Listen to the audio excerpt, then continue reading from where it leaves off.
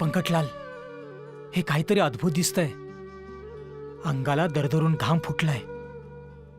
भर पावसात वीज कडकडावी तसा माझ्या अंगावर काटा उभा राहिलाय.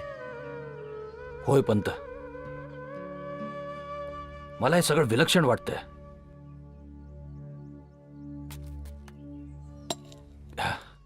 घ्या, आपल्यासाठी जेवण आणलंय. पोटभर खा. जेवण आणलंय. छान छान. प्रेमाची भाजी, मायेचा भात आणि सुखाची पोळी. वेगळं करून कसं चालेल?